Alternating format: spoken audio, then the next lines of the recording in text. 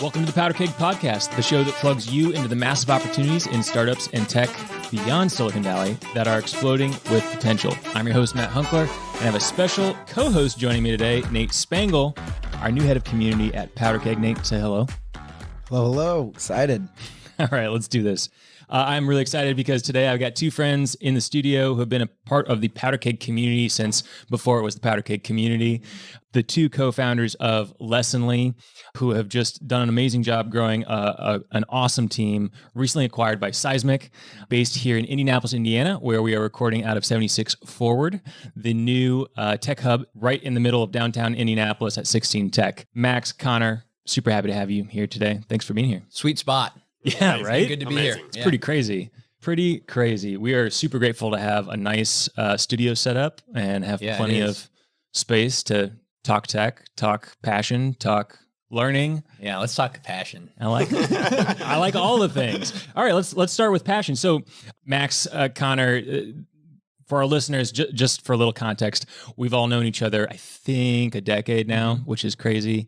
All four of us in this room right now, including Nate, are part of the Orr Fellowship program, an entrepreneurial fellowship based in Indiana. So I knew you guys way back when, even before Lessonly was an idea. Right. Which is a really cool perspective to have on things. But I'd love to get your perspective on just the early days. Max, when you were just starting Lessonly, can you give us some context of where you were in your life and what was driving you just in terms of your passion? I was winding down my first attempt at a business called Quipple. And there was an overlap in there of Quipple winding down, Lessonly winding up. Connor and I are roommates. So he's kind of seeing my decay, my kind of moral's not right, my kind of spirit decay.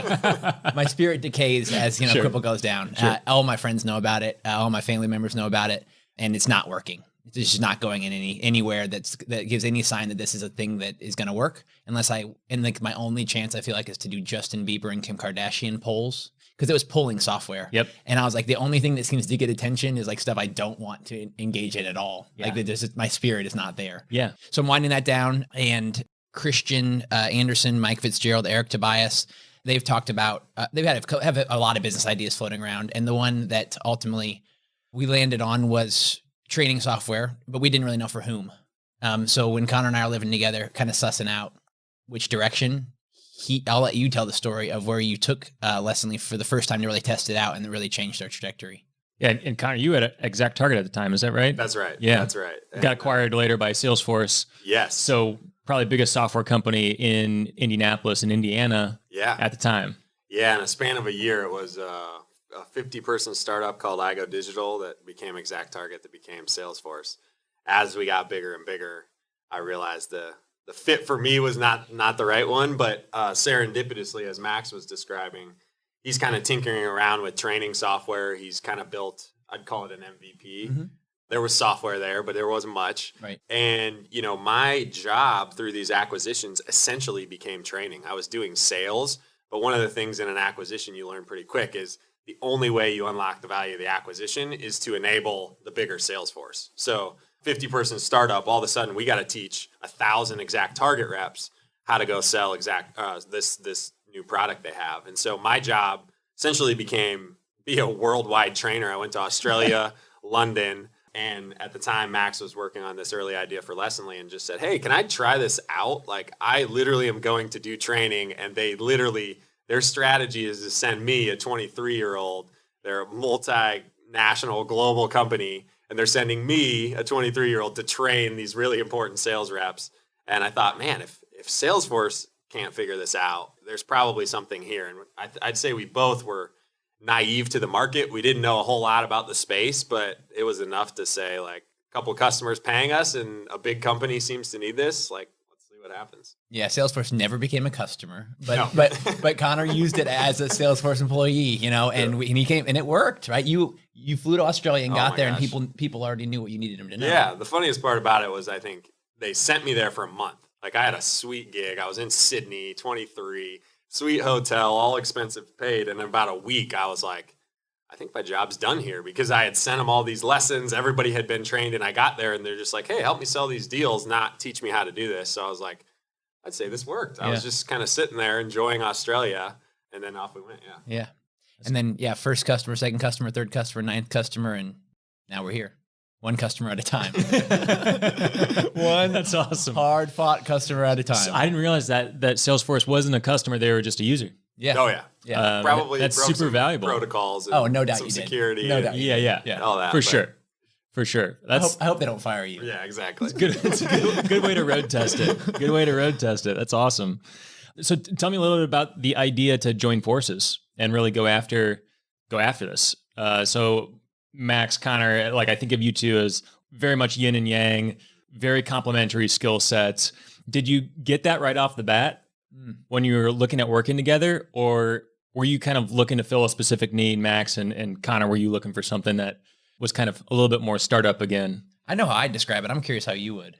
I definitely knew from the jump we were very different. Yep. You know, I love sports, Max loves music. So you take anything we do, like we're opposite sides of the coin in a lot of ways, but I think fundamentally we just always got along. I mean, we moved in as roommates, like not really knowing each other, and just quickly connected. And I think Max is super good at just being open and vulnerable and pursuing people, as you've probably felt, Matt.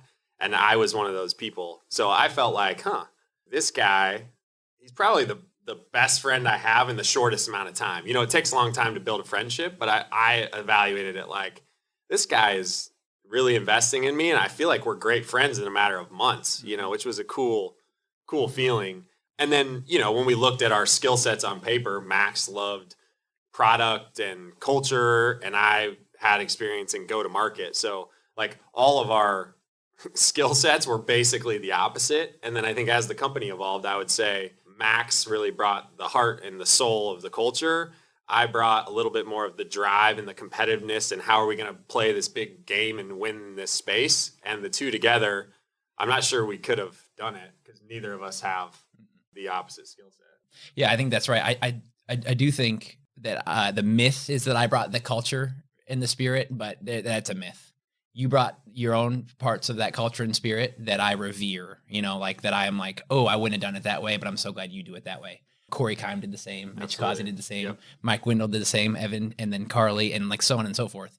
I think we brought openness to like, hey, if it's collaborative and if it is, you know, loving and supportive and creative and creativity inducing, we're all for it. And that kind of open spirit.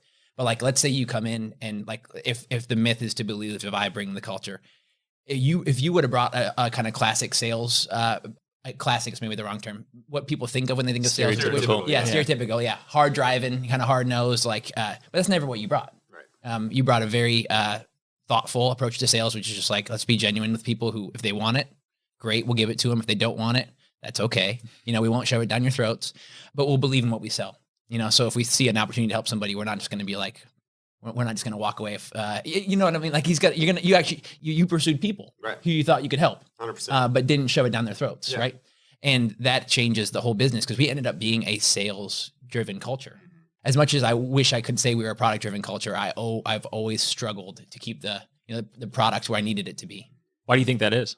I just think probably lack of experience. I think I'd probably just start building product differently. Didn't cut losses on kind of paths when we should have, you know, like just not knowing what to do because I'd never done it before. I also think, to be fair, it was a resourcing thing too. Is, you know, in our 9 years ago, startup environment was less prolific in fundraising. We weren't we didn't always put as huge amounts of money on the balance sheet. And so, you know, the kind of business equation became, well, we could hire into sales and we can see and logically see how this is going to return something and how it helps us not run out of money. Whereas hiring 5 more engineers, obviously that's a smart long-term bet, but it's harder to see how that's going to not help us not run out of money. And we eventually got there towards the very end. Right at the very end. Yeah. Yeah. We came up with it was called our product and engineering stimulus bill, just aggressive hiring at the very last 6 months. Yeah. And like getting the right product management ratio and designer ratio to engineers, things that, you know, if we invested in the product, we always put more into engineering than we did the product marketing and product design side. And so just all the stuff we just didn't know. Yeah. You know? And so we ended up being, you know, I think a sales led culture that was very, you know, product oriented and culture oriented. But yeah, I think the myth is that one person does that, and I just don't think that's true. And, you know, I think another thing to point out that I find to be very important is Corey Kime, Mitch Causey join us.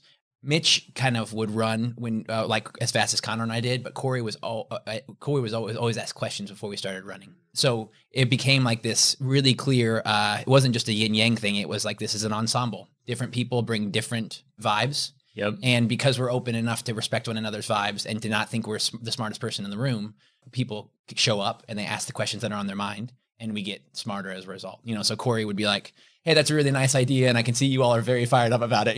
He would not be condescending. He would just be like, hey, interesting. I have a few questions. And then as he asked those questions, he'd be like, oh, we have not given this so much thought. Right. Well, now I would like to dig in more on that dynamic Please. too, because I think Corey is one of those like unsung heroes of Leslie's early success. Yes. But also, Nate, feel free to jump in here if you've got questions. Entrepreneur yourself, Nate. I know you've done your own startups, and so feel free to jump in when you've got questions, man.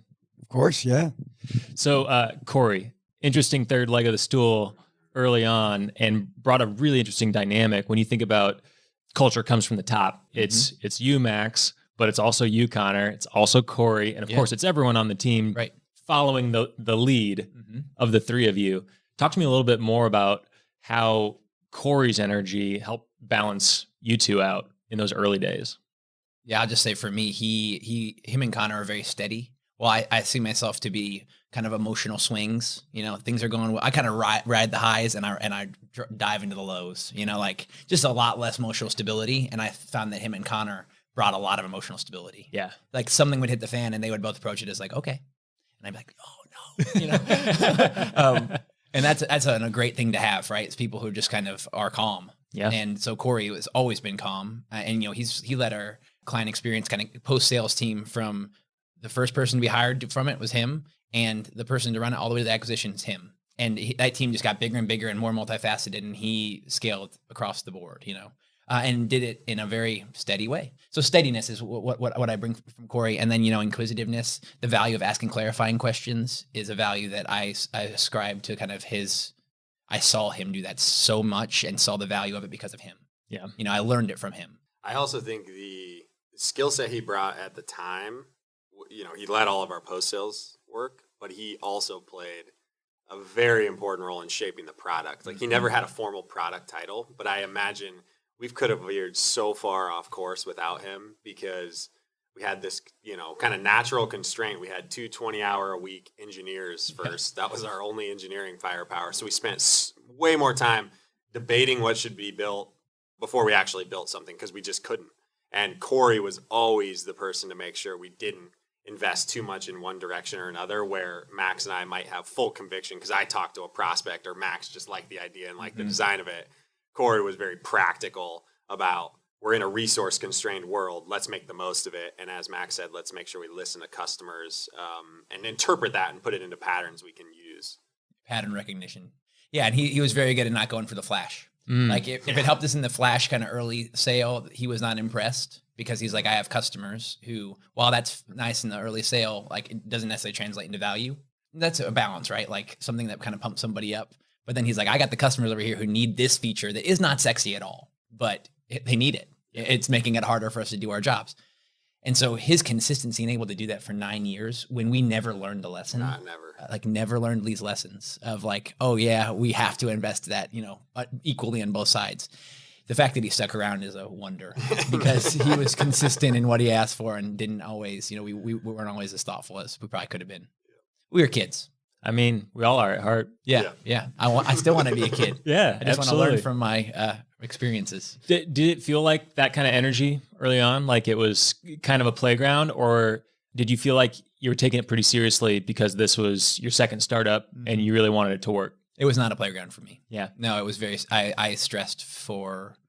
really stressed until very recently. What changed?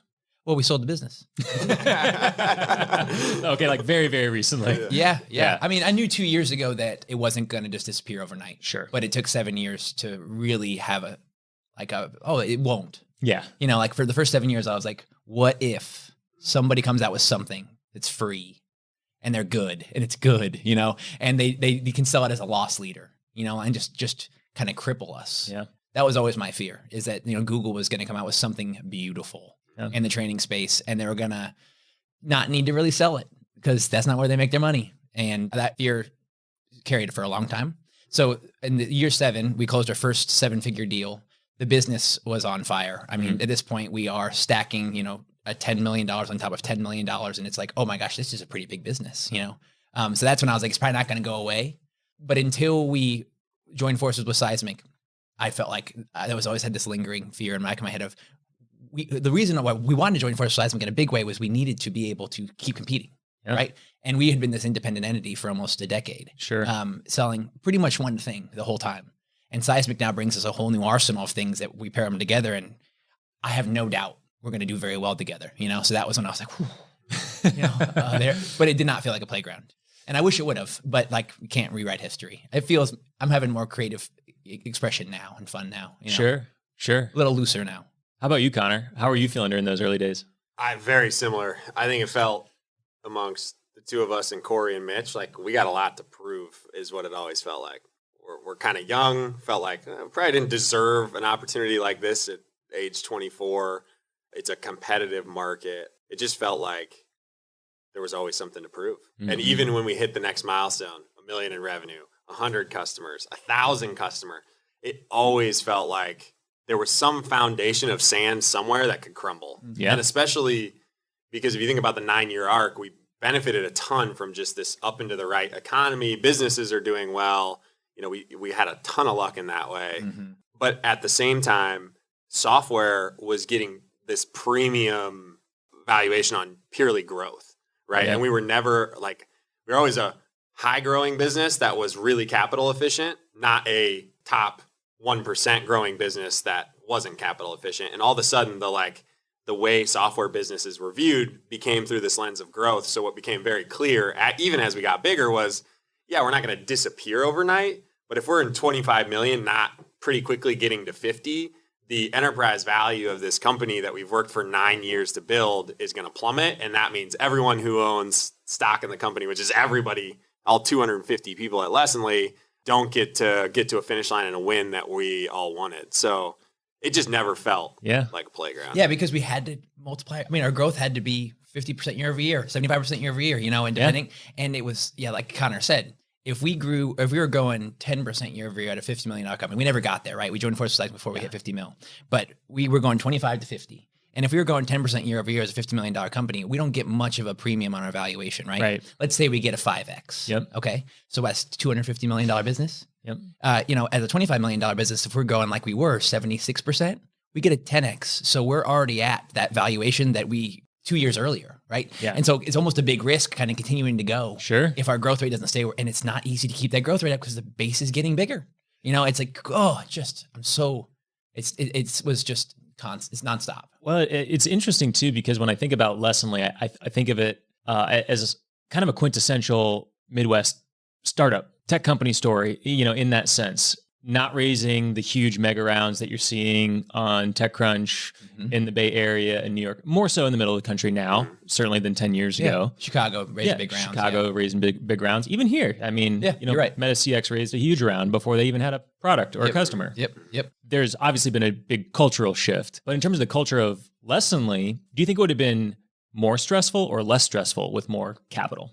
Probably a yin yang thing, right? In some spots it would have been more painful, in other spots it would have been more wind at our back. I wouldn't do it any differently, because we got to where we needed to go. I'll be real quick on this, but we were going to raise $3 million in our Series A and ended up raising $5 million. And because OpenView Venture Partners, who ended up doing our A and our B round, great firm. Gosh, couldn't love them more. We're like, hey, you're the earliest in revenue we've ever invested in a company, and $3 million is not. We can't put enough into the business if you only raise $3 million. So would you potentially raise $5 million? Which to us, we were like, well, that's almost twice as much. That's a little scary, What a big difference it made, though, to raise $5 million. We ended up being able to hire people who we wouldn't have been able to afford, who are still with the business today, who made dramatic impacts on the business. We ended up being able to make investments that we wouldn't have been able to make.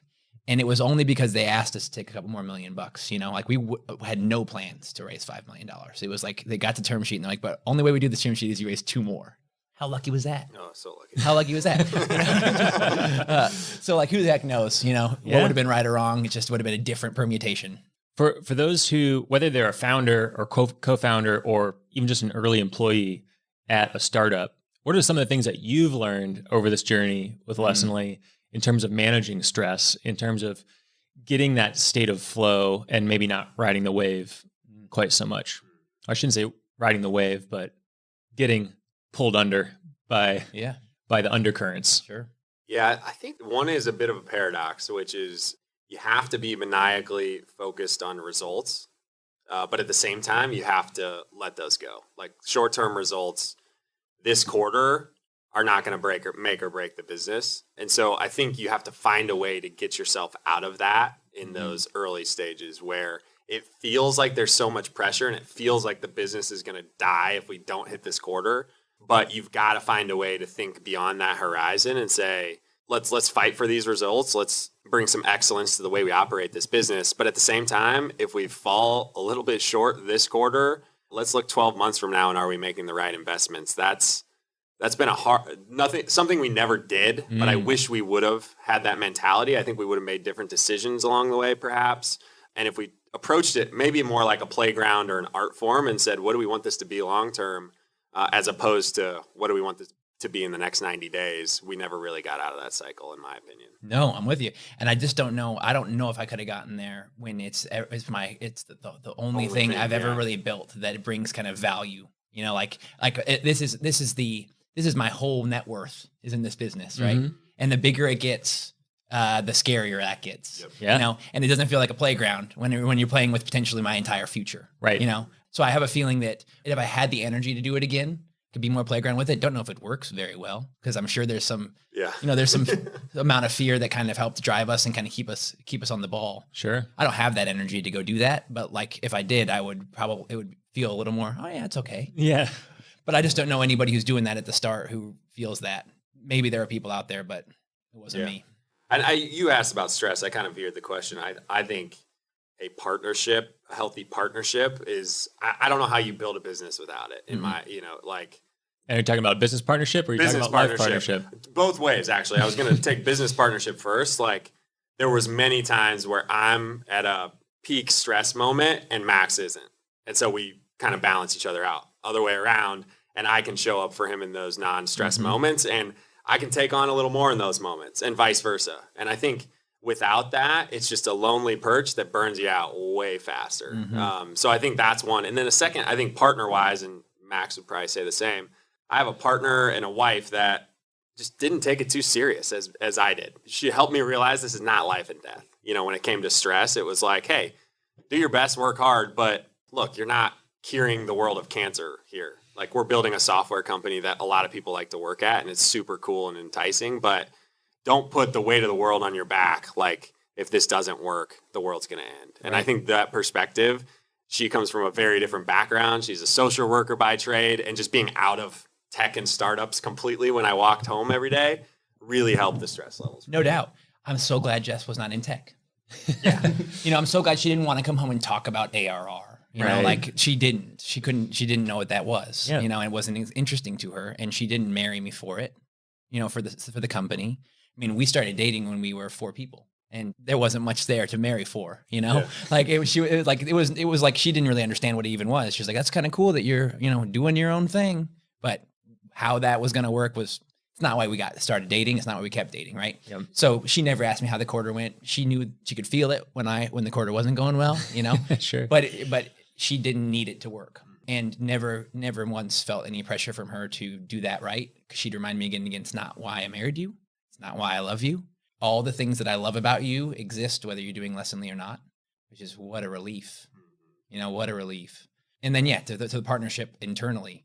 I don't know how anybody does it without that. Like, I just don't know how it's sustainable because it's not sustainable even with that, right? Like it's hard even with that, Sure. It's, and I think there is something to be said for not only the partnership, but the ensemble, that if you get that right, that one person, like you said, can be in a crisis while 4 people are maybe not in a crisis, Yeah. But we have this culture of there's one person who's going out there and driving everybody forward and there's one leader. And that's never how it was at Lessonly. It was different people were leading when they had different strengths to lead, or different perspectives to lead. And it never bothered me. I was very grateful to be like, I don't know what to do here. There are things I've told you this, Matt, that when we went into Seismic that some of the folks at Seismic just naturally thought a CEO should know. Like, don't you know these metrics? Don't you know these numbers? And I was like, I've never known them. Yeah. I've never known them. Connor's always known them. And I've never known how to do the things that you're asking me how to do. And I don't think I ever will. 10 years in, I don't think I ever will. It's just not where my head is, you know? Ultimately, they kind of were like, okay, I'm starting to get it now. He does this stuff, you do that stuff. But it was, odd. And I think a lot of folks find it odd because I think the CEO a lot of times mentally tells themselves that they have to be able to do all of it. And I think I was just very lucky because that was never a condition for me. It was like, I don't know how I would do all of it, Totally. Yeah. So I think that helped. That's great. That's great that you had that. Go ahead, Nate. Yeah, I'd like to ask about your guys' company culture and your employer brand. It seems to be, in my eyes, a superpower of Lessonly, right? And from two guys who started this super young, it's not like you had a ton of experience or a decade working at best places to work and wherever. How did you guys build that, and why, out of all the things that be where you put stock into? I don't know where else you'd put stock in, than culture. Like that, it's in my DNA to be like the way people emotionally feel when they show up here is the most important thing.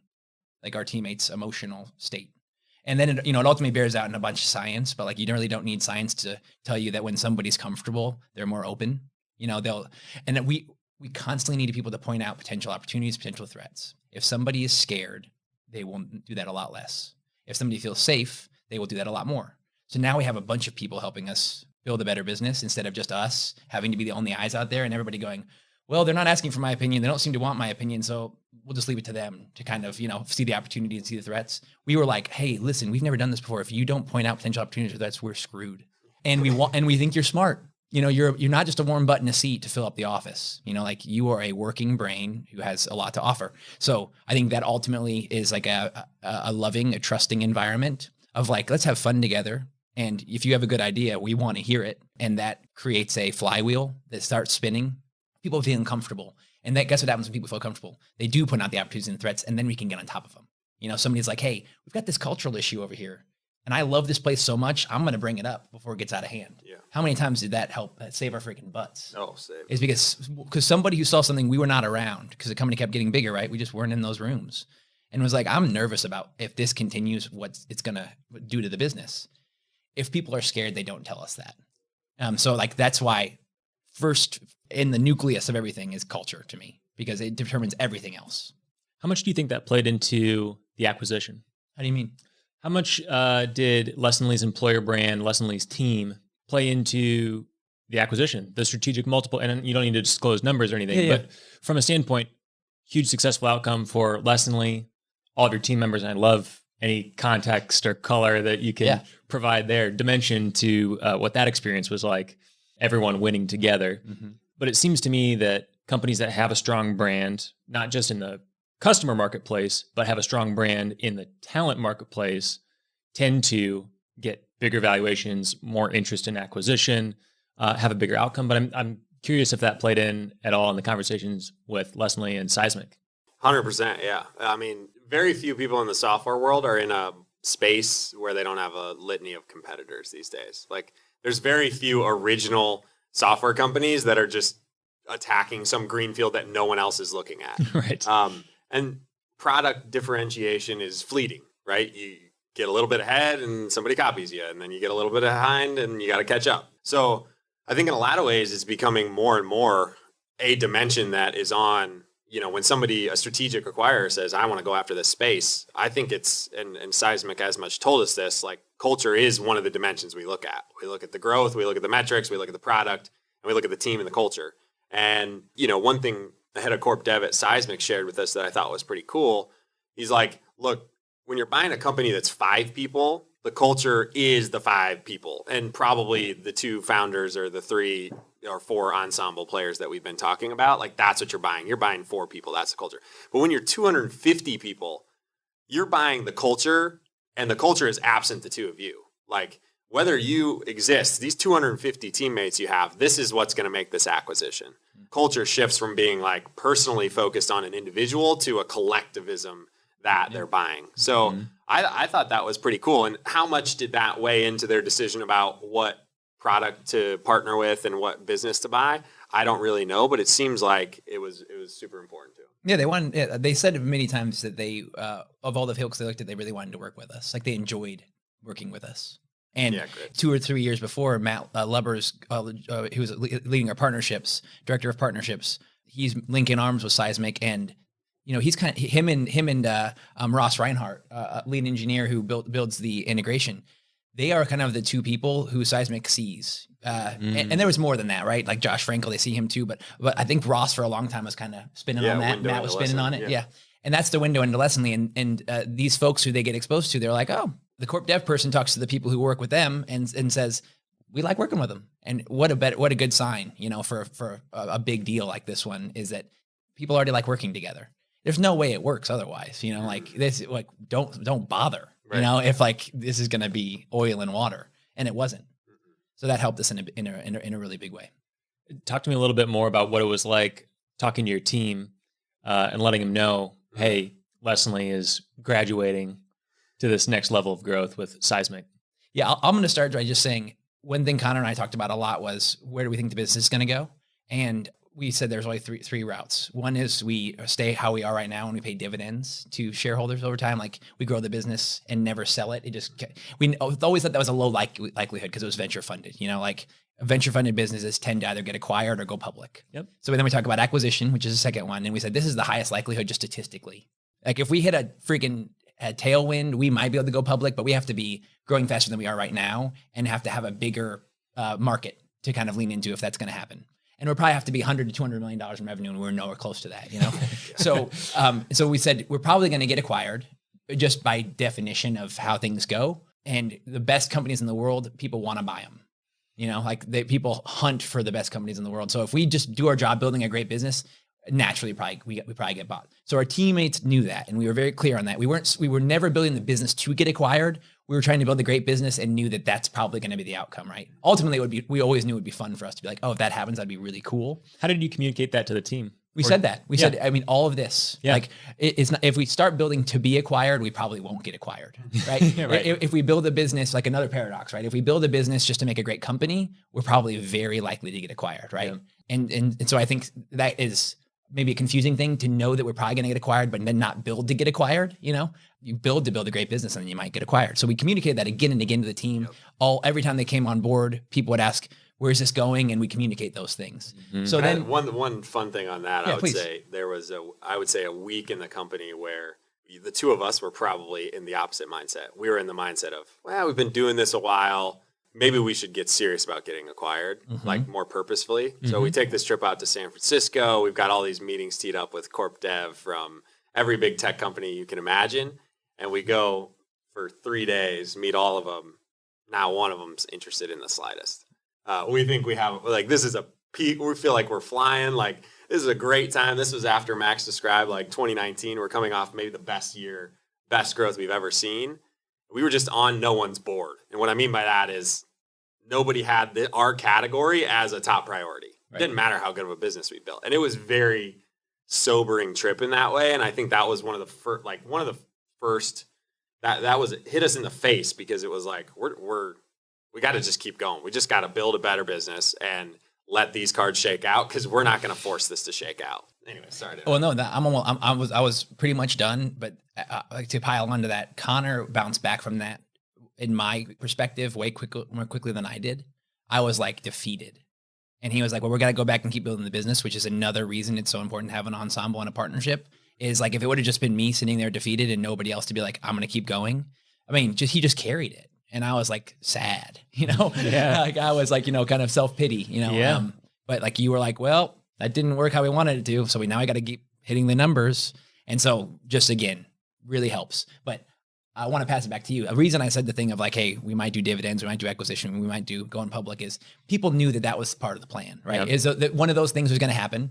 And then we got to go tell them. So do you want to talk about the experience of going to tell people that, Oh my gosh. Yeah. So, we've sold the business and we can share bits of that. I don't know how much you want to get into that, but once we get to the point where we've signed a definitive agreement, which was a 6 to 12 month saga. Mm-hmm. But once we got there, we're running on fumes because it's just been a full on 6 months. But we get to this point where the company doesn't know, the deal's signed, and we have a few days before we're going to tell the whole company. And so we decided to pull basically the first 20 employees, for all intensive purposes, aside and say, hey, here's what's happening. And honestly, it was the best week in the company in the 9 years, I think. There were many good weeks, but there were not as many meaningful interactions as those. Mm-hmm. It led to tears. It led to goosebumps.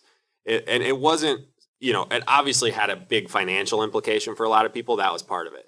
But I think the bigger part that almost everyone you could feel the pride in, I worked so hard at this for however long, 5, 6, 7 years. And this is something I'm super proud of. This outcome I'm so proud of, and we did it. And at that time, we're burnt out, and I told Max, this is why you start a company. Mm-hmm. Like this week reminded me, that feeling reminded me, and I wasn't in that mindset. I was like relieved, like, oh, we got there. And it just re-energized me to think like, this is why people do this. This week is why people do this. Yeah, and Connor's said that like if somebody comes to him and starting a business, urging them to give employees stock. 100%. Like give them options, because that doesn't always happen. And it would have felt very different if we would have been holding stock. Right. And we would have hit that finish line and people would have and many people said this when we told them what happened. They said, we did it. Like those were the 3 words, those same ones he said, we did it. Like that was, and I was like, yes, precisely. We did it. But then they said, this has never been easy. So many times people said, this job has never been easy. Which I hope people understand when we talk about having a culture that, we like. It had a lot of problems. It was never easy. It would have been a lot harder if we had a culture we didn't like, because that would have just been miserable. Yeah. But even having a culture we liked, those all have shadows, right? The brightest culture has a bright shadow or a big dark shadow. Yeah. And ours did too. But like people were like, it's never been easy. So this is so much more satisfying because I busted my ass, again and again and again and again. And then, yes, we freaking did it. It was amazing. I get shivers just thinking about it. I mean, yeah, worth every day. I wouldn't ever do it again. Worth every day. That's a great Wouldn't do another 9 years to get there is what I mean, but it was freaking worth it. Yes.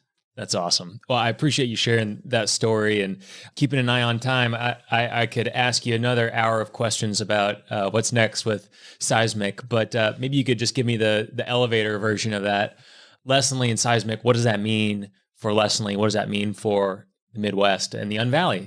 Seismic's out of San Diego. Yeah. So very much an Unvalley company. Yeah, 100%. And, they've got offices around, primarily San Diego, Boston, and then global offices as well. I would say one thing first, before we get to what it means, like Indianapolis was a huge advantage. We talked about culture as an advantage. Indianapolis was an advantage in and of itself for the talent and for just the different way of thinking, I think. And, the cost of doing business here would be the third. So they liked all of those things. So what it means for Indianapolis is investment roles that are not just Lessonly roles will get hired here. And I think the Indianapolis footprint gets bigger for Seismic as it has at Salesforce and others, which is really cool. So I think where we're going together, it's a neat combination, and we've been in it 2 months, and it's been really unbelievable to see what a bigger force can help you do that you couldn't have done on your own. Yeah. We had, as an example, been working for, I would call it 3 years. Max told you we closed a 7-figure deal, but we were trying to kind of move into the enterprise. That was our growth path. Mm-hmm. And we were rolling a ball slowly uphill on that journey. And in the first 2 months, it's been unbelievable to join forces with somebody who has enterprise in their DNA. Watch how fast that's accelerated. It's unbelievable. Deals we would have never dreamed of doing just pop into the pipeline, and we've got a good process to do it, and they've got a team to do it, and they love the product, and they come together nice. So I'm making that sound super easy. Much easier than it was. Much easier than it was. It was Sisyphus, man. Yeah. The rock fell back down every damn day, it felt like, on the enterprise. Yeah. So like it was hard. The growth, I think you can just see it accelerating, and it's because the combination of these two things just made so much sense. And by that, I mean Seismic's really great at helping a seller deliver content to buyers. So helping a seller find their pitch decks and their case studies and their white papers and make sure those get delivered to the right prospect at the right time. That's kind of their core competency.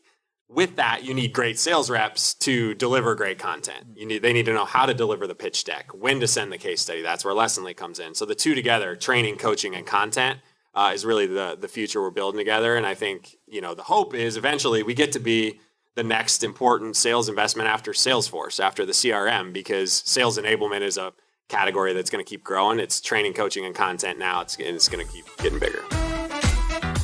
Thank you guys for coming and sharing your story, and hopefully we can check in again in a year or two and hear how Seismic's continued to grow and scale. And Would love to. Let's schedule it for 2 hours. We need more time. I love it. Yeah, I love thanks, it. man. This Thanks, is really guys. fun. Thank Thanks, you. guys.